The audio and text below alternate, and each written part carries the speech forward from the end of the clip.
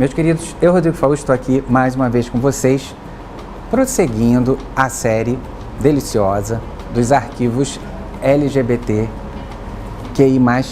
da cena carioca. E hoje eu vou entrevistar uma pessoa que tem uma importância muito grande nessa cena, uma pessoa que talvez não seja tão conhecida assim do Brasil, mas o pessoal aqui do Rio sabe muito bem quem ele é, uma pessoa que sempre militou muito pelos direitos dos LGBTs e também com um legado, um legado da moda muito interessante ligado a esse universo. Estou falando do meu querido Almir França. Que bom estar aqui com você. Eu que agradeço, muito bom. Um prazer enorme. Ô Almir, eu vou começar de uma forma que eu tenho começado as outras entrevistas, perguntando como é que você se entendeu gay. Assim, e o que isso acabou, né, levando ao seu próprio trabalho. No dia em que eu percebi que eu gostava de um outro rapaz, ficou claro para mim que eu precisava gritar isso para o mundo. E quando foi isso? Mais ou menos quando eu tinha feito 18 anos. E você vem de onde, Almir? Você nasceu aonde? Eu nasci em Bom Sucesso, que é um bairro da Leopoldina, né? Então eu pude também viver todo esse conflito da minha identidade, mas também num lugar pobre, numa periferia. Imagina que o Rio de Janeiro, para você sair de um bairro de Bom Sucesso para a Zona Sul, você tinha que pegar 2 ônibus. Ou seja, era relativamente perto. Era impossível, e é perto, mas era impossível. Você não alcançava a Zona Sul. Como eram os coleguinhas da época, os amigos em época de escola? Já havia uma coisa de bullying ou, no caso dessa região mais suburbana, mais zona norte, havia um outro tipo de approach com os garotos? O bullying, ele sempre houve. Sempre houve. O que acontece é que hoje nós sabemos que é bullying. Que é bullying. Você sabe o que é bullying, mas ele sempre houve. Eu, como garoto pobre, poder conseguir uma vaga numa escola pública, vejo um absurdo, né? Estar ali era um agradecimento do divino. Então, qualquer coisa que fizessem comigo, eu tinha que agradecer. Entendi. Eu tinha que ficar lá atrás mesmo, entendeu? Então, jamais iria ser identificado esse bullying. Jamais. O movimento gay, ele trouxe ele desmascarou várias situações para o mundo inteiro, mas no Brasil principalmente. Porque se discute hoje bullying no Brasil, na educação, nas nossas escolas, por causa da homofobia. Porque até ontem, meu amor, ninguém falava disso. As agressões eram físicas. E você sofria aquilo calado. Porque contar aquilo para a mãe e para o pai era apanhar de novo. Verdade. Porque a culpa era sempre sua, né? E como você ia dizer para o seu pai que o menino chamou você de mulherzinha? Porque os códigos eram outros, não são os de hoje, entendeu? Intervalo das aulas no ginasial, eu fiz ginasial, pra você ter ideia, quando tinha o tempo vago, aquilo para mim era morte. E dependendo do período, a direção pedia que você saísse da sala. Então você ficava 45 minutos dentro daquela sala sendo o alvo da bolinha de papel. Isso acontecia com o gordo, com o negro, com a menina da periferia, entendeu? Mas conosco isso era muito pior. Porque não é só a dor de levar a pedrada, mas é a dor de não saber por que você está levando a pedrada. Exatamente, porque no momento, eu também sofri isso. No momento você não sabe nem o que você é. Com 18 anos você começou a entender que precisava assumir isso, né? E aí você assumiu para você ou assumiu em casa também? Não, em casa não, porque eu perdi uma mãe aos 15 anos de idade e ela me deixou 6 crianças para ajudar a criar, né? E um pai idoso, né? Então eu não vivi muito essa identidade, né? E aos 18 anos isso só aconteceu comigo porque eu me apaixonei por um outro menino. Há 50 anos atrás, você não encontrava esses pares na rua.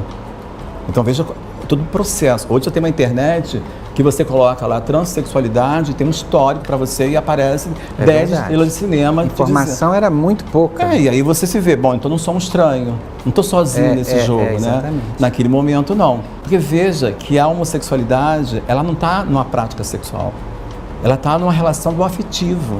E ali eu decidi que eu precisava não só falar para o mundo quem eu era, porque eu entendia também que no momento que eu fizesse aquilo, outros meninos como eu poderiam ir se posicionando. Eu lembro que quando eu começo meu movimento estudantil, a minha militância, eu acabei me filiando ao antigo MDB, que hoje é o PMDB, eu virava para meus amiguinhos e falava: olha, aquele bar da esquina é gay. Como é gay? Eu falei: tá cheio de gay sapatão lá. No dia seguinte estava cheio de gay e sapatão. Então você ia demarcando os espaços a partir disso, né? E aí de repente os garçons ficavam enlouquecidos, que eram um bando de gays e mulheres se beijando, se tocando, e num lugar que não tinha esse acolhimento, né? Que época, assim? Eu estou falando do final da década de 70. Porque as únicas casas noturnas gays que se tinham no Rio de Janeiro estavam na Zona Sul. Então, onde você frequentava, Almir? Tinha um boom grande, que eram os bares que tinha no final da Galeria Alasca, que eram Acapulco e o Gerês. Então, todo mundo que não conseguia entrar nas boates ficava ali fora. Era o grande encontro desse movimento. Agora, o mais engraçado é a gente saber que a Galeria Alasca em frente a uma delegacia de polícia. Isso é genial, sim, né? Sim, Isso é bem Brasil. E quando eles queriam, eles fechavam a galeria, né, para poder dar a batida no pessoal. E aí eram umas bobagens, porque ninguém tinha cometido nenhum crime. Mas a pederastia ainda estava dentro dos moldes da criminalidade no Brasil. Então eles usavam isso para poder te dar vadiagem, enfim. Isso era complicado, porque eu mesmo fui uma pessoa que eu tive que muitas vezes ir para a boate sem identidade. Porque você ser preso com a identidade é pior do que ser preso sem identidade. Porque você com a identidade você era fichado de cara. E na próxima vadiagem você era preso. Entendeu? Então a gente jogava a identidade fora. Outra coisa é que você, às vezes por maldade, dependendo da sua classe social, eles chamavam sua família.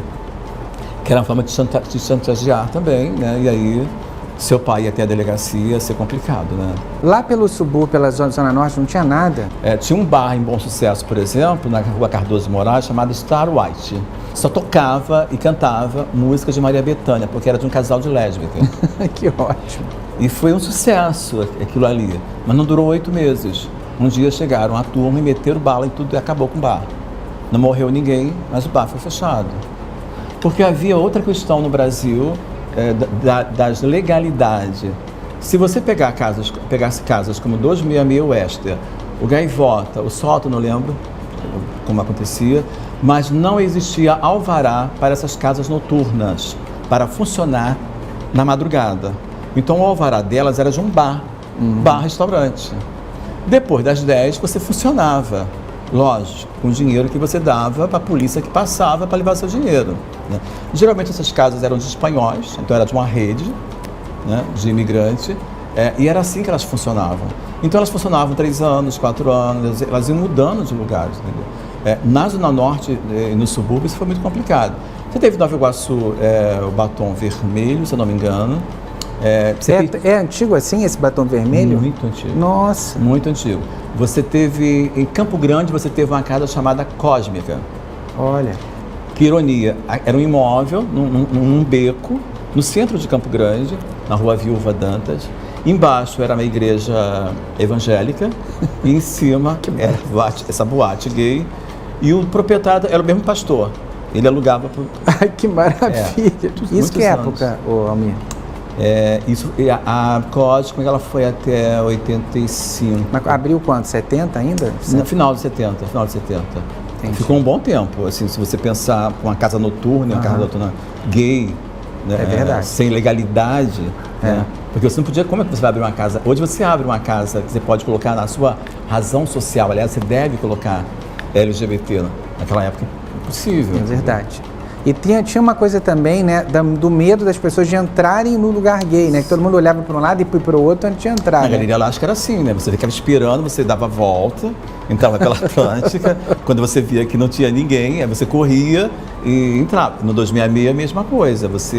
Ainda tinha uma outra questão séria, porque havia uma repressão política, social, uma repressão política, mas também havia uma repressão social, que hoje está voltando muito isso, né? Por exemplo, no 266, que era essa casa incrível, Night Club incrível, todo forrado de veludo, espelhado, caro, os moldes bem europeus, mas de repente os garotos da Rodolfo Danta entravam de madrugada, 3 horas da manhã, com um pedaço de pau desse tamanho, e quebravam a casa inteira e quem eles encontrassem na frente. E nada acontecia. Nossa. E nada acontecia. Porque eles cismaram com a cara de alguém ali na rua, que era viado, e eles querem acabar com os viados hoje. Então hoje vamos acabar com isso aqui. Entendi. Entendeu? Que loucura. Então a gente viveu muito isso intensamente. Por isso que eu digo que a direta já foi importante, porque até aquele momento, como havia um poder militar muito sério, e as delegacias foram todas doutrinadas a esse poder militar, eu estou falando do Exército, então... Endossavam esse tipo de comportamento. Todo mundo se achava no direito. O que está acontecendo agora? É o que está acontecendo agora nesse governo. Nesse senhor que acabou de ser preso, né? Que eu não quero falar o nome dele, que eu não vou dar nome para ele, entendeu? Mas é isso, todo mundo se acha no direito, diante da sua razão, que você entende como razão, sair agredindo as pessoas. Isso acontecia muito. Né? Essa cultura de sauna, quando é que ela explodiu? A sauna é uma cultura americana e tem muito a ver com a história do gay power, né? Aquele movimento do gay power. Né? E acabou que no Brasil começou a existir desde sempre. Qual foi a primeira que você acha que apareceu, você sabe? Aqui no Rio, a grande sauna mais marcante, inclusive ela sai desse lugar marginal, foi a Terma Leblon. Que antigamente era na Carlos Góes. Na Carlos Góes. E depois foi para Ipanema. Que tinha um perfil justamente estrangeiro, né? Quem frequentava, a maioria era... Isso foi década de 70? Isso é década de 70. E teve um auge no início da década de 80, mas o grande lance do Terma Leblon foi década de 70. Né? E quando é que começaram sauna com boys? A Heloína fez um trabalho incrível com os Leopardo. Foi. E na época dos Leopardo isso foi muito forte. E inclusive é um marco para o teatro. Se você pensar o teatro no Rio de Janeiro, não falar dos Leopardo seria, eu acho que até uma burrice. E aí as saunas começam também a adotar esse nicho de espetáculo. Lógico que não é um leopardo, mas é essa história de trazer esse corpo masculino para a cena, entendeu? Na América, isso estava lá nos queijos mesmo, com uma figura para poder desenhar aquela cena, né? E animar a festa, né? Aqui você vai para outra coisa, você começa a vender esse corpo. Bem Brasil, né? Bem Brasil, entendeu? Bem Brasil. Aí vem aqueles meninos que deixam as mulheres em casa, que deixam, às vezes a mulher até sabe e vai... Mas fizeram isso com nossas mulheres, né? Fizeram isso com nossas mulatas. Né? Uma menina não podia ser passista, que ela ia acabar... que se tem ali, que as pessoas se vendendo. Né? E se compravam mesmo, né? E foi feito com os rapazes. E aí virou um negócio, né? Entendeu? E é um negócio hoje, né? Entendi. Você vê que o que restou hoje da noite carioca LGBT são as saunas. É impressionante. É impressionante isso. Só que é muito triste, porque quando você vai ver o conteúdo de tudo isso, porque de fato isso favorece ao movimento e favorece aquelas pessoas, por exemplo, a gente pode dizer que aqueles rapazes são profissionais e que eles têm aquilo como uma profissão e que eles entendem aquilo como uma profissão? Claro que não, porque eles entram ali escondido. Muitos são casados e têm filhos, então não conseguem, né, dialogar sobre isso. As artistas transformistas que vão para aquela cena também, foi o que restou para elas. Vamos por falta de opção também. E vamos até agradecer a alguns donos dessas casas que dão trabalho para essas artistas. Claro. Porque também, se não fosse isso, não teríamos mais nada.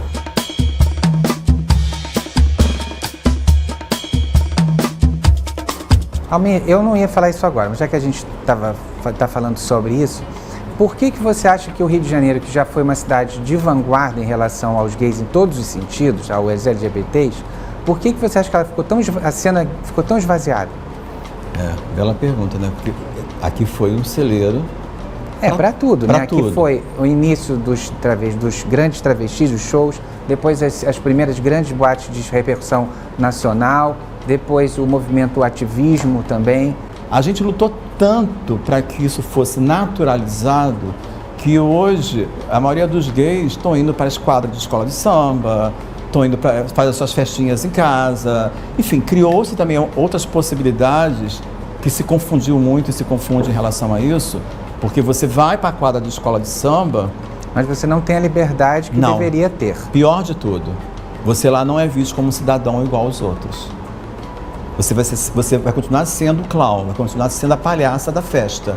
Porque na hora que você vai para o meio da pista e fica rebolando, até abre e te aplaude, mas você continua sendo vista como a palhaça. Porque na hora que você levar uma pancada lá na porta e você for procurar o segurança da quadra para pedir ajuda, ele vai te tratar como se você fosse a culpada pelaquela pancada. Entendi. Então a política pública não está lá. A política pública não chega naquele local, porque se entende que a política pública está ali é para homens e mulheres. Entendi. Né? Então, e esse empobrecimento que a gente está tendo é muito sobre isso. E a gente tem que fazer um meia-culpa para dentro também, para entender aonde a gente também contribuiu e contribui para isso. Ah, detesto casa gay, só tem viado. Detesto, só tem bicha poc-poc. Você acha que existe um gosto gay? Esse é o grande complicado, porque a gente fica sempre buscando identificação no comportamento das pessoas. Não há explicação para comportamento. Comportamento é coisa que não se explica, ele é humano e ele varia de pessoas para pessoas. A gente vai ter gays com pensamento Y e outros com pensamento X, e ambos podem estar completamente certo. Então esse gosto apurado, esse nível de inteligência, esse nível de intelectualidade que colocaram também em cima dos homossexuais é muito pesado, porque isso não é verdade, entendeu? É lógico que nós somos donos do processo criativo, que nós somos donos da grande culinária, do sofisticado, mas isso não é característica... E tem também uma importância grande no entretenimento mundial, né? Também, sim, né? Sim. O que é pra gente um perigo, porque isso passa a ser uma característica, horas positiva quando interessa para o social, entendeu? Mas hora também negativa, quando é do processo de te apontar. Você sabe está de rosa... É viado. Agora, eu lembro que nos anos 60 tinha umas discussões no jornal, eu achei uma matéria maravilhosa que diz o seguinte, que, não, porque estavam perguntando da Lau Ascar, para o pessoal assim, o que era, por que tem tantos gays na dança? Ela falou, não, eu não sei realmente, por que os gays normalmente são maquiadores, cabeleireiros e decoradores e bailarinos, entendeu? Como se não tivessem todas as profissões, né? Eu vivi isso, porque como assim ser costureiro? Em plena década de 70. Eu apanhei na mão do meu pai com a chamada palmatória, quando ele me pegava na máquina costurando. E foi justamente aquela máquina que ajudou a acabar de criar meus irmãos. Entendeu? Então isso é muito doido, mas como? Fui fazer a faculdade de pedagogia, porque nunca devia dizer para meu pai que ia viver da costura. Então, mas não era só meu pai também, era todo um social que me apontavam para aquilo. Aí essa pergunta é interessante, por que na dança todos os bailarinos são gays? Ora, primeiro que não é bem assim. Segundo que os machos não querem fazer dança porque acham que vão ser rotulados de gays. Né? Depois foram esses poucos lugares, historicamente, que acolheram essas pessoas. Né? Quer dizer, então eram os salões de cabeleireiro que davam emprego para o gayzinho. Né? O ambiente artístico também, né? O meio artístico, geral, exatamente. Né? Então você podia maquiar. Das 2 últimas décadas, quando isso começa a se abrir, você vai ver esse gay, eu estou falando desse gay em identidade, não estou falando desse gay que tem uma relação sexual com outro homem. Isso é importante, porque esse sempre esteve, né? Sempre esteve aí. Houve. Mas esse gay, enquanto identidade, você vai ver hoje na academia, você vai ver hoje no poder, no parlamento, né? Mas porque essas portas foram abertas, foram empurradas, foram arrombadas, né? Mas antes não existiam, entendeu? E aí íamos para onde era possível. Então, se nos deixavam costurar, nós costurávamos. Mas também no dia que nos disseram que podíamos escrever, a gente escreveu. No dia que nos disseram que eu posso ser eleito um deputado federal, então eu vou ser um deputado federal. Mas até antes, não. Né? Isso aconteceu historicamente no Brasil com todas as classes sociais. Mas conosco, isso ainda é uma realidade.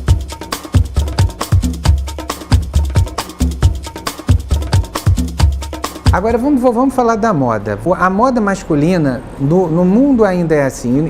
Vamos falar do Brasil e até do Rio, é muito careta, de uma forma geral, né? Você tem muito mais opções para comprar roupa de mulher do que roupa de homem, né? É impressionante. E normalmente, pelo menos assim, os gays que têm uma cabeça um pouco melhor, ou uma coisa, o cara quer se vestir também de uma maneira menos careta, muitas vezes. E eu sempre assim, me lembro que quando eu comecei a frequentar os lugares, foi a explosão do Mundo Mix, dessas feiras, essas coisas todas, e lá se podia encontrar alguma coisa um pouco fora dos padrões. Quando você começou a fazer moda, Almir, você queria chegar nesse público? Por incrível que pareça, tudo que me aconteceu profissionalmente, mesmo na militância, eu não era o que eu procurava. Por incrível que pareça. a roupa que eu começo a fazer é roupa feminina. E eu trabalhei um bom tempo fazendo sob medida. Trabalhei para algumas fábricas, para algumas marcas, e era fazendo feminino. Mas eu sempre fiz as minhas roupas, dos meus irmãos e tal. E sempre achei a moda masculina no Brasil muito careta, muito antiquada, muito machista, na verdade, né? Começa pela carteira de cores, entendeu? Então, por que eu não posso usar a cor Y? Por que essa cor é só para a cartela de uma coleção feminina, né? Então você ia ao desfile de moda masculino, era terno e gravata, calça social, enfim, tudo isso sempre me incomodou muito, né? Eu trabalhei, meu primeiro emprego de carteira assinada foi em 74, um cara incrível, não sei se ele ainda é vivo, que chamava-se Silvinho Lee. Ele foi o primeiro estilista brasileiro a trazer o jeans a metro para o Brasil e confeccionar uma grande coleção, vestido prêt-à-porter feito de tecido jeans, né? E eu fui ser office boy dele, trabalhava como boy da loja dele. E aquilo tudo me fascinava, porque era uma moda extremamente arrojada e diferente do que era proposto. E ele fazia algumas coisas, uns casacos masculinos interessantíssimos. Como era o nome dele? Silvinho Lee. Ele foi muito amigo de Monique Lafon, que ainda está viva, graças a Deus, que foi belíssima, rainha do cinema, né? E também do Silvinho Cabeleireiro, né? Sim. Silvinho morava ali próximo. Mas ele tinha uma loja? Tinha uma loja na Rua Cânigue com o Visconde de Pirajá. Era chamada de boutiques, né? Tudo era jeans, tudo era forrado. Eu tenho essa mania, eu tenho essas coisas dele até hoje. E a gente ficava, que era boy, ficava vestido de soldadinho inglês na porta da loja, abrindo a porta para os clientes entrar. E aquilo foi uma escola. Agora, Almir, você tem que idade, Almir? 61 anos. Não é possível. 61 não é possível. Eu pensei que você tivesse a minha idade. Não, você vem depois, você é jovem. Porque o seu primeiro emprego foi com 74, eu tinha 2 anos. Eu falei, não é possível. Não, você é geração depois, você é jovem, entendeu? Eu tenho 61 anos de idade. Né? Meu Deus do céu. Vivi a época de ouro. Quando eu fui fazer o Mercado Mundo Mix, o Mix tem uma edição em São Paulo, e aí o Beto Lago e o Jair resolvem vir fazer uma edição no Rio. E quando eles vêm fazer essa edição no Rio, eles resolvem chamar vários artistas, porque não dá para trazer toda aquela quantidade de criadores de São Paulo, porque ainda era uma coisa pequena. Estava embrionando ainda, e a fundição estava entregue aos ratos, né? Abandonada. E aí ele convida vários artistas, inclusive o pessoal do Parque Lage. Eu fazia parte nessa época da Escola de Artes Visuais. Eu fazia curso lá, fazia alguns trabalhos. E aí uma amiga me chamou, vamos. Gilson Martins estava surgindo também, um grande criador, né? E Gilson, enfim, Cristina Cordeiro, uma turma. E aí eu fui fazer essa edição, mas eu não tinha nada. Eu tinha um trabalho de pintura, que eu fazia no parque, e eu trabalhava para uma grande fábrica de calçado, que era a Varese. Então eu tinha os sapatos da Varese. Então eu peguei um monte de sapato e fui fazer essa edição. E foi incrível, porque eu senti vontade ali, porque eu encontrei aquele bando de gente. Eu falei, encontrei minha turma, né? E gente que pensava como eu. Então eu quero estar aqui, quero fazer isso. Tanto que foi o Beto Lago que deu a minha marca de varejo. E aí ele falou pra mim, cara, faz masculino, sua pegada é masculina. Eu falei, não, sua pegada é masculina. Eu falei, mas a roupa que eu quero vestir, quem usa é o gay. Olha como eu também trazia isso naquele momento. E ele falou assim, não, mas essa é a roupa do século, entendeu? E aí eu comecei a fazer uns casacos de juta, que hoje tem esse nome de juta, mas era estopa, são aqueles sacos de estopa. E isso foi incrível, porque assim, isso foi acontecendo. Quando eu vi, eu estava envolvido com aquilo, mergulhado no masculino, né? E aí fazendo muita camiseta, enfim. E aí eu me vi como cara da moda masculina. Eu falei, mas gente... E aí eu paguei esse preço. Primeiro eu paguei o preço das pessoas me verem como cara que fazia moda masculina, e logo em seguida que fazia essa moda masculina que era gay, porque...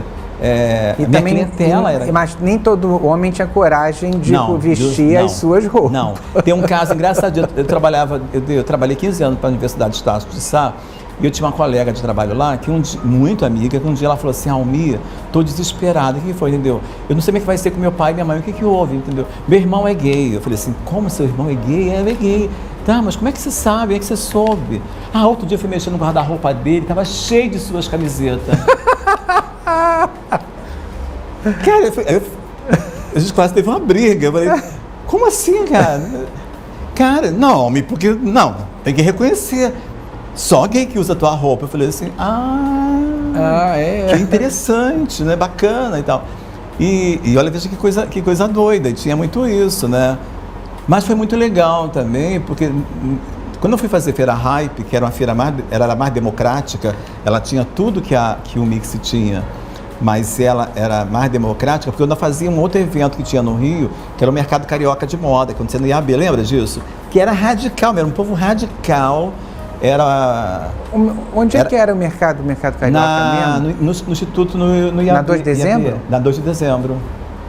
Era barra pesada, Michel Naon DJ e tal. E ali, cara, assim, tudo era muito radical, inclusive as coisas que a gente produzia, entendeu? Tanto que assim, nem vendia-se muito, a gente fazia escambo. A gente trocava coisa com os criadores e tal.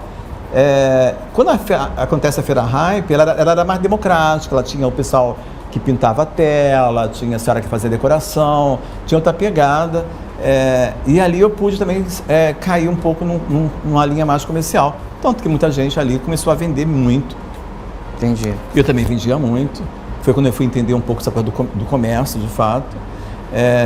Mas aí começou a aparecer uma garotada, assim, uma garotada que era mais descolada.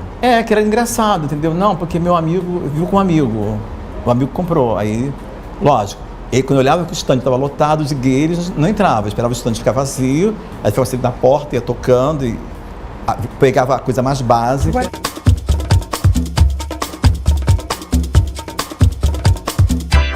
Tem esse negócio, né, que o gay, pelo menos não sei se hoje ainda é assim, mas durante muito tempo ele sempre foi vanguarda e sempre ditou moda. Sim. Né? Assim, primeiro a usar pulseira, primeiro a usar sandália havaiana, primeiro a usar brinco, primeiro a usar tanga, primeiro a usar sunguinha. Isso tudo começou com os gays. A gente ditou comportamento durante um bom tempo. Por que isso aconteceu? Essa é a primeira pergunta. Isso aconteceu porque era uma forma de sair daquele lugar de opressão. Então era o único lugar que eu tinha de liberdade. Então eu me libertava usando uma calça pantalona, eu me libertava usando uma argola larga. E eu acho que quando a gente, assim, o movimento começou assim, a sair do underground e ir para a mídia, para tudo, que foi meados dos anos 90, eu acho que existia uma coisa de você se vestir para se fortalecer. Sim. Pelo menos isso passou comigo. Sim. A roupa, ela é empoderamento. Você coloca a roupa como uma ferramenta de empoderamento.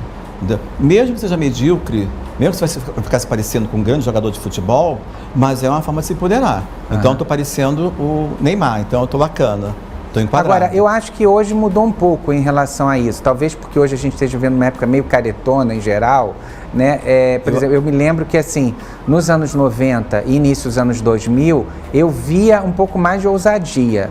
Até no vestuário dos gays. Eu não sei se eu estou falando besteira. Não.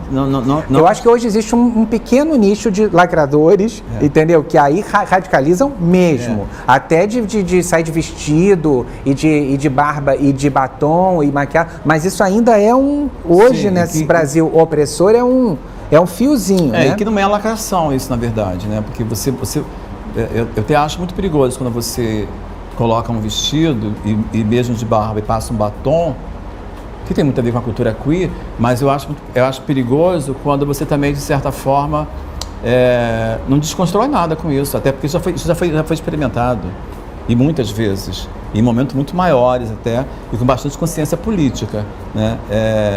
O grande perigo para isso é o seguinte: até que ponto eu estou desconstruindo esse feminino, para também desconstruir esse masculino, e o que eu estou fortalecendo? Porque lá atrás, o que nós queríamos é marcar um espaço da nossa existência. Ou seja, estão dizendo que eu sou gay. Tudo bem, e eu até sou, entendeu? Mas eu não sou igual a vocês. Entende? Agora, quando eu coloco a roupa do outro contrária à que eu estou usando, eu não sei até que ponto estou dizendo alguma coisa.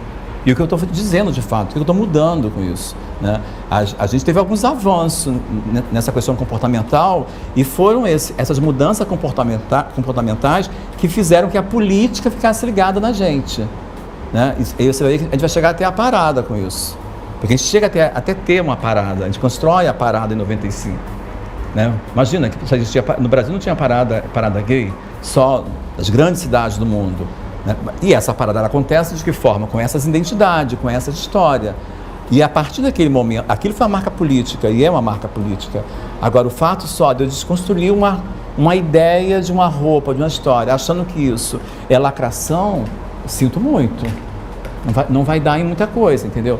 Até porque hoje você tem uma internet. Eu acho também que essa questão do atraso não, mas do não avançar no modernismo, da progressividade, é que você tem uma tecnologia hoje que faz isso por você. Eu não preciso mais hoje transgredir nada. Eu não preciso mais botar um vestido e andar 1h da tarde na Rio Branco. Eu faço uma foto na Rio Branco e coloco na internet. O negócio do mundo virtual ser mais importante que o real, né? Sim, isso é terrível. Exatamente. Né? Então, o que de fato vai mudar se eu hoje sair pela rua de salto alto? Né? Ou se uma mulher botar um terno e sair de calcinha pela rua? O que de fato isso vai mudar dentro de um contexto feminino ou dentro de um contexto masculino? A gente vive hoje um contemporâneo extremamente vencido. Porque você tem uma máquina aqui fazendo por você. A gente conseguiu avançar em algumas coisas porque também a gente vivia um tempo que isso seria uma modernidade, isso seria possível, isso seria progressividade, entendeu? E você é a favor dessas outras letrinhas que foram colocadas na sigla? Porque, por exemplo, há pessoas como o João Silvério Trevisan, algumas pessoas também da militância, que acham que isso esvazia um pouco. O que você acha? Assim, eu digo, tudo é o tempo que você discute as coisas. Em que tempo você discute e qual é a sua fala naquele tempo, entendeu? Eu, por exemplo, hoje, apesar de ser considerado por muitos um ativista e dirigir uma instituição que defende que é o Arco-Íris, defende política pública para essa população, mas eu não me acho em vários lugares de fala. Porque eu venho de um tempo, de uma história, onde as minhas necessidades eram outras, né? Então, e por isso que eu insisto nisso, essa sigla é uma sigla política. Então não tem como eu querer discutir a introdução. Agora explica qual é, porque as pessoas não sabem direito o que significa as outras letras. A última conferência ficou estabelecido a sigla LGBTQI+. O que vem de queer, o I que são os intersexos, que ninguém fala, né? E esse mais para garantir aquele que não tiver incluso. Agora, explica para o pessoal o que é queer e o que é intersexo. Ótimo. Os intersexos, historicamente, no mundo, eles já existem, talvez antes de tudo isso. É que ninguém nunca quis falar e nunca quis citá-los, entendeu? Mas eles não se vê, primeiro, mentalmente, em sexualidade alguma. E eu vou dar um exemplo bem para as pessoas poderem entender. Durante muito tempo, muitos foram tratados como hermafrodita por causa das duas biologias. Esse cidadão, essa cidadã nunca foi incorporado nem mesmo dentro das lutas LGBT. Então, esse I entra para contemplar essa população, mas não é a biologia, insisto, não é a biologia que dita isso. Tá? Eu posso ter nascido com a biologia masculina e não me entender nenhuma coisa nem outra. Então, essa biologia não é determinante no meu entendimento daquela pessoa que eu sou, mas também não sou homem nem sou mulher. Nossa, é bem difícil, né? Olha, você sabe que eu estou achando até mais fácil. Porque quando a gente se determina a algo, a gente carrega um fardo, Rodrigo. É um fardo tão grande. É um fardo tão grande ser homem, cis, gay. Olha só. Então eu sou um homem, né? Sou do sistema e sou gay. É muita coisa. Aí eu chego no lugar, aí vem alguém que me identifica de outra forma. Aí eu tenho que provar, não, querida. Aí vai para outro lugar. Então quando você diz, olha, eu não sou nada disso. Até brinco com algumas... Agora, qual é a diferença então para o queer, né? Porque o queer, ele é assim, ele tanto faz homem ou mulher, ele se identifica com os dois? Na verdade, o queer é uma teoria de uma escritora, né? Incrível e ao mesmo tempo louca, né? Por isso incrível. Que como todas as leituras no mundo, tem sofrido diversas interpretações. Então, todo mundo agora se acha queer, entendeu? Acho que nós também podemos ser, se quisermos. Mas ele tem um discurso inicial muito libertário, entendeu? Onde você pode ser tudo e pode não ser nada, entendeu? O que é complicado disso, eu acho tudo isso muito tranquilo, entendeu? O que eu acho, eu tenho uma liderança que eu gosto, que eu vivo de amor e ódio com ela, e que ela vira e mexe, ela tira umas coisas que eu, no primeiro momento, acho, me assusta, depois eu falo, caralho, foi inteligente pra caramba, foi isso, ou então isso bateu, isso é importante, entendeu? Que é em Janari Siqueira. E aí uma vez nessa discussão toda eu falei, Janari, não sei o que, ela falou assim, mas você não é uma travesti. Eu falei assim, não, eu sou uma travesti. Eu estou falando para você que eu sou uma travesti e diante da cultura queer eu posso me dizer uma travesti, eu posso me dizer que eu sou uma mulher do jeito que eu estou aqui, ponto. E agora, né? Porque o sujeito é a sua autodefinição. E acabou. E que é verdade mesmo, porque essa definição de homens e mulheres foi alguém que criou lá atrás. Dois doidos que quiseram dominar o mundo, né? Então, e isso não deu certo. Porque homem e mulher é uma coisa que não deu certo, gente. Me desculpem, senhores que são convictos da sua masculinidade e mulheres do seu feminino. Mas não deu certo, né? Então, isso é complicado, parece ser complicado, mas ao mesmo tempo pode ser muito tranquilo, se você não ficar buscando definição para você mesmo. Eu acho que houve um momento que nós, homossexuais masculinos, precisamos muito disso, né? Mas eu acho que esse tempo acabou. O jovem hoje, ele nasce com muita naturalidade sobre isso, né? Ele se identifica como homem ou mulher trans, binário, não binário, enfim. E eles vão dando conta disso, entendeu? Porque a política pública não dá conta disso. O grande complicado é isso. Como eu vou discutir isso num parlamento? Como eu vou reivindicar um direito para atendimento a essa população no parlamento? Aí a discussão é outra. Por isso que às vezes eu vejo algumas discussões, principalmente nas redes sociais, que eu prefiro não discutir. Porque eu posso disputar o local de uma letra dessa. Mas você tem que entender que vai chegar uma hora que você vai ter que disputar essa discussão lá no parlamento, porque isso vai ficar uma grande bobagem aqui. Porque ter voz não é a voz aqui entre os amigos, não é numa rede social, mas é lá no parlamento de 500 e tantas pessoas que estão decidindo a tua vida. E na cabeça daquela gente ainda, essa sociedade ainda é heteronormativa, e higienizada e branca. Não adianta. Esses são os modelos. Então não dá para você chegar lá, eu sou o X. Sim, mas e? Vocês são quantos? Vocês são quantos? 30? Não me interessa.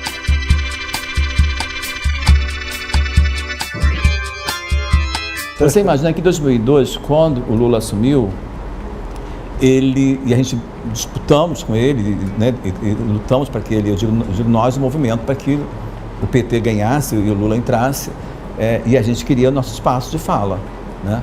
E foi o primeiro governo que deu fala para essa comunidade no Brasil, e isso tem que ficar claro. Só se discutiu os direitos humanos nesse país depois da entrada do PT nesse governo. E aí, quando o Lula entrou, a gente foi cobrar dele. É agora. Aí ele virou pra gente, mas quem são vocês? Porque estou eu aqui, homem gay. Está ela aqui, uma mulher lésbica.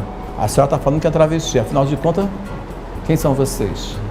Aí ele determina a criação do Brasil, se inscrevesse o Brasil sem homofobia, para discutir o que é essa população e aí dizer qual é a política pública que eu quero. Isso foi inteligente da parte dele, daquela gestão naquele momento. Então todo mundo voltou para casa e escreveu para ele quem, pelo menos naquele momento, olha só, naquele momento, o que acreditarmos ser, né? E você vê o quanto se desdobrou de lá para cá em menos de 20 anos. Entendeu? Você começou seu ativismo mais ou menos em que época? Então, eu conto meu ativismo a partir de 85, quando eu abri minha primeira loja. Que foi? Parece até, abriu a primeira, grande empreendedor, né? Um louco com 25 anos de idade, né? Em pleno plano Sarney, resolveu abrir uma loja em Campo Grande. E tínhamos uma grande jornalista, acho que está viva ainda, a senhora Iesa Rodrigues, que era grande colunista de moda, naquele momento era ela, Cristina Franco na Globo, e a Iesa no JB. Então a gente ficava muito ligado nela, e eu também, né? E aí qual era meu sonho? Que a Iesa noticiasse o lançamento da minha loja. E aí tinha uma coisa que eu fazia muito, que eu queria fazer, que eram os vestidos bordados de lantejoula, né? E que eu vendia muito para as mulheres, mas que algumas trans já estavam comprando essas roupas minhas, né? Eu já tinha começado minhas relações com as travestis. Enfim, aí eu tive o abuso de mandar uma cartinha para a senhora Iesa Rodrigues. Lógico que ela não recebeu essa carta, foi um assistente dela que me respondeu, né? E me pediu mais informações, aí eu mandei, entendeu? E uma das perguntas que ela me faz é: mas o que vai ter diferente nessa loja? Eu falei, gente, mas é a primeira loja gay do Rio de Janeiro. Gente, isso foi um absurdo. Lógico que não iam fazer essa matéria, né? Ainda mais o JB naquela época, né? Mas foi muito engraçado que essa menina me indicou para um jornalista da Última Hora, né? Que era assim, tudo que era sangue, essa gente pegava, né? E essa menina foi atrás de mim, foi a Campo Grande me entrevistar, e ela deu uma nota pequena sobre isso, né? Só que Campo Grande tinha, não sei se ainda tem, muitos jornais de bairro, e tinha o tal do Campo Grande Notícia, que me coloca na primeira página, e eu viro uma celebridade de Campo Grande, entendeu? E no dia seguinte minha loja estava lotada de gays, mas era muito gays e travestis, e tinha um ponto de travestis na Avenida Brasil, naqueles motéis que ficavam ali. Elas foram todas, coitadas, lá para a loja, achando que eu era não sei o que, entendeu? E aí virou uma situação, né? E o Rotary Club me faz uma carta de repúdio para que me tirassem do shopping. Nossa. A minha sorte, naquela época, que a loja tinha comprado, então eu tinha uma escritura do imóvel. E aí eu vi que eu tinha que brigar. E que minha história ali não era só fazer roupa. E que eu tinha que enfrentar aquela situação. Entendi. E aí eu falei, não. E eu fiz meu primeiro desfile, eu fiz ali dentro. E a maioria eram travestis e meninos gays, estereotipados, enfim. Era um acontecimento isso. Era um acontecimento que dava muita confusão, mas era um acontecimento. E aí eu vi que eu precisava me posicionar. E aí logo depois vem a porcaria da AIDS, né? Que foi uma outra porrada, né? Naquele mesmo período acontece isso. Já ali em Campo Grande, eu já estava enfrentando o HIV, né? E eu comecei a perder alguns amigos, entendeu? Eu conheci o Marquito, que foi o primeiro estilista famoso, que tinha nome a falecer.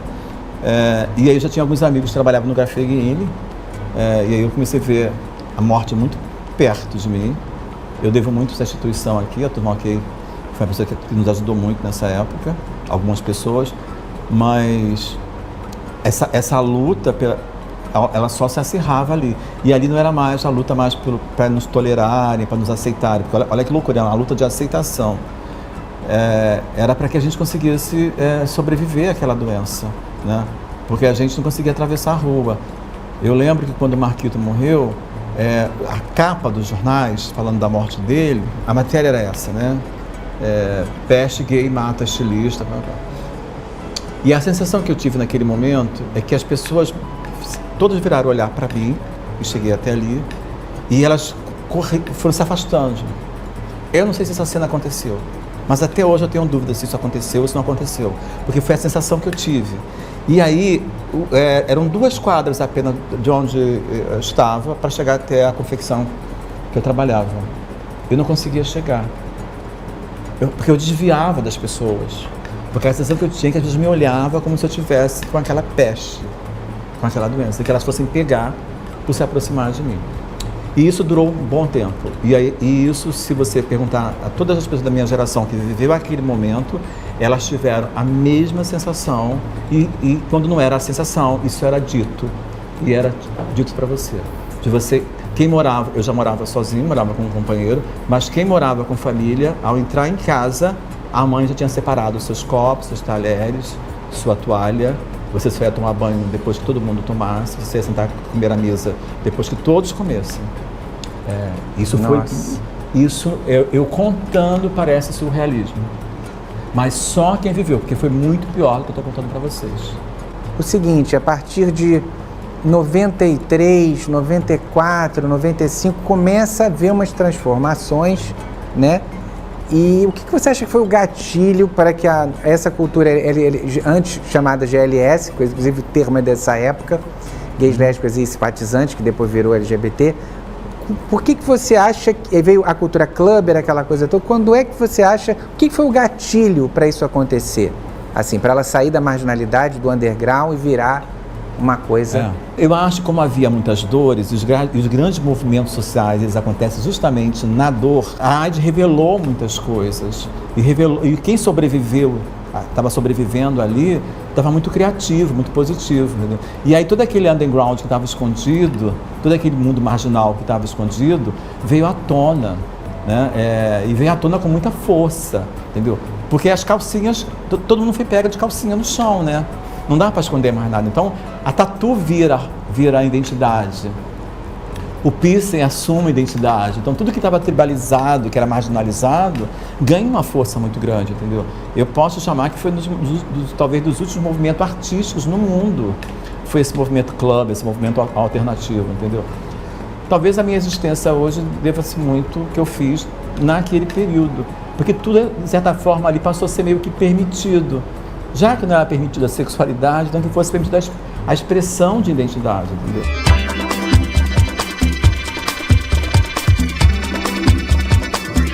E vem cá, o Arco-Íris foi fundado em que ano? Foi fundado em 93. 93. E aí eu sei que, assim, foi uma coisa, assim, algumas outras entidades também foram mais ou menos dessa época, né? Sim. E de repente houve a ILGA, né? Um encontro internacional gay. Foi uma coisa que, assim, ninguém poderia imaginar. Não. Foi em 95, não 95. Foi? Que ninguém poderia imaginar que não havia nada praticamente no Brasil sobre isso, e de repente ele sediou um encontro internacional. Isso saiu da cabeça de 3 ou 4 doidos, não foi isso? Exatamente. Por isso que eu digo que militar não é para todos, né? E é 3 ou 4 que fazem a militância. E ainda se você olhar o Brasil inteiro, quem são os nomes que fazem a militância? Que dão a cara a tapa e tal. Militar no Brasil você tem que ter dinheiro para começar. Se não tiver dinheiro, tem que ter grandes amigos. E amigos lá em Brasília. Senão você não faz exatamente nada.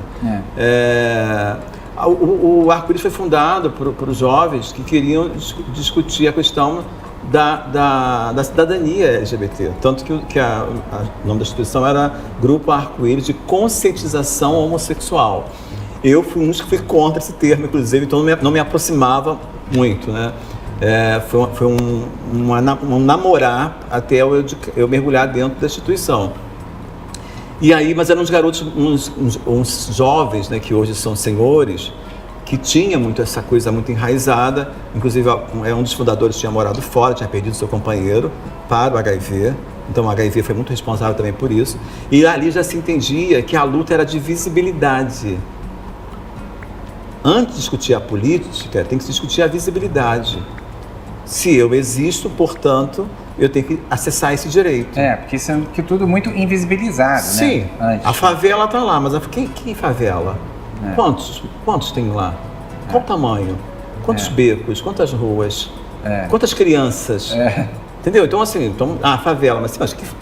É uma coisa genérica. Então, alguém de lá, e não é daqui, tem que sair de lá e trazer isso. Olha, senhores, somos tantos, fazemos isso, produzimos isso, somos responsáveis por isso. Então, o grupo tinha muito essa lógica. E por serem jovens, muito antenados, eles já sacavam que tinha uma política lá fora acontecendo. Né? Inclusive, um tinha morado em São Francisco, e aí já vê as conexões, entendeu? Então, vê a disputa para trazer a ILGA para o Brasil. Tinha alguns pontos favoráveis naquele momento. É que como não tinha nada no Brasil, também era um lugar ideal para isso. E o Rio de Janeiro sempre foi uma grande atração para o mundo inteiro, entendeu? Então todos os membros da ILGA internacionais tinham esse olhar interessado pelo Brasil. E tínhamos um parceiro naquele momento que foi o Rio Palace, que era o antigo Rio Palace, que acolheu o evento. E entre outras coisas importantes que aconteceram ali, Rodrigo, foi a caminhada sugerida na última hora dentro da ILGA, que foi, na verdade, podemos chamar aqui da primeira parada, que fizemos aquele fluxo para o posto 2, porque ali foi a primeira caminhada pró-LGBT. Foi de uma extrema importância que nós nem tínhamos noção. Quantas pessoas? Eu não tenho o número. O Cláudio Nascimento, que é mais louco, né? Ele grava esses números e anota, inclusive, entendeu? Mas não chegávamos a 100 pessoas. Isso foi em que ano, mais ou menos? Isso foi em 94. Aham. E em 95 a gente faz a primeira parada mesmo, já com um trio elétrico do sindicato dos previdenciários. Tinha também uma outra questão que é importante marcar, é que a gente tinha avançado na questão do direito ao tratamento do HIV. Então, as comunidades internacionais estavam interessadas no Brasil, porque havia várias denúncias de pessoas morrendo por falta de tratamento. Vários pedidos de exílio também. Então, isso era importante para a ILGA também estar aqui. Tanto que cada um bancou a sua passagem, porque geralmente isso é feito com recurso. O país que convida é o país também que patrocina. Imagina, isso era impossível, né? Então, todas essas lideranças, esses líderes entenderam que era importante vir para o Brasil naquele momento, até porque eles foram muito incríveis, porque ele já presumia que o Brasil seria uma referência para o tratamento do HIV. Mas foram essas figuras nacionais que foram fundamentais para que isso acontecesse, entendeu? Ai, que barato. E depois de tudo que nós já conseguimos, assim, de tudo que aconteceu, em que pé que nós estamos hoje? Assim, o que está faltando, o que andou para trás, o que tem que melhorar ainda? Para ser otimista, nós avançamos bastante. Aí avançamos naquilo que eu sempre considerei importante, que foi visibilidade.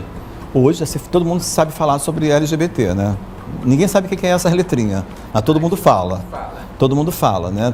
A outra coisa é que todo mundo, não, meu irmão também minha prima, minha vizinha, tudo então... Coisa que antigamente, assim, me lembro que 25 anos atrás, todo mundo sabia que fulano era, mas era um assunto que não se falava. Sim, era tabu, né? Ontem, no programa de televisão, eu vi um casal de duas atrizes lindas e elas, ali, com muita naturalidade, falando para o apresentador que elas eram companheiras, né? E namoravam e tal. Imagina, isso é um avanço, se você pensar 2 décadas atrás, então um pouco, né, 5 décadas. Então, isto é um avanço, sim. A união homoafetiva é um avanço. O nome social hoje para a população trans é um avanço.